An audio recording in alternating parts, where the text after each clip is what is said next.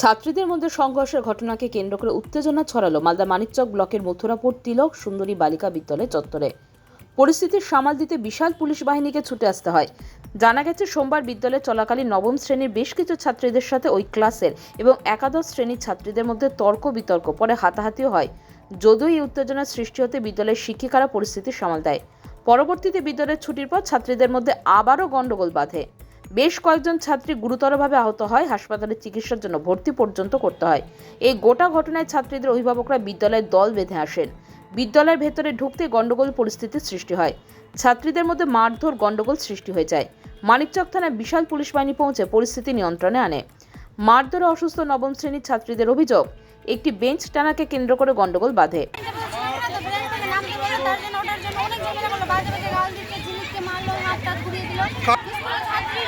তোমার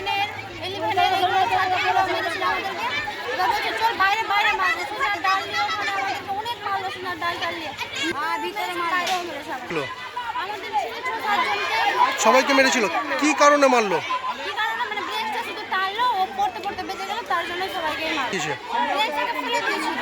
তোমরা কোন ক্লাসে পড়ো? 9-এ? সবাই মিলে মেরেছে? আগে থেকে কোনো ঝামেলা ছিল তোমাদের মধ্যে? হ্যাঁ, ওই সমস্ত ছাত্রী মেরেছে আবার?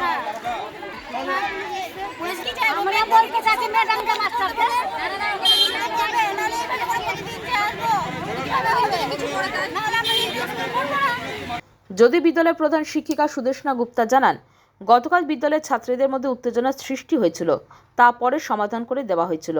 ওই ছাত্রীদের অভিভাবকরা বিদ্যালয়ে ঢুকে আজ গন্ডগোল সৃষ্টি করে। যদিও পুলিশ প্রশাসনের হস্তক্ষেপে পরিস্থিতি নিয়ন্ত্রণে এসেছে। ঘটনাটা তো স্কুলের মধ্যে হয়নি, স্কুলের বাইরে ঘটেছে গতকাল বিকেলবেলা, যেটা স্কুল ছুটির পর।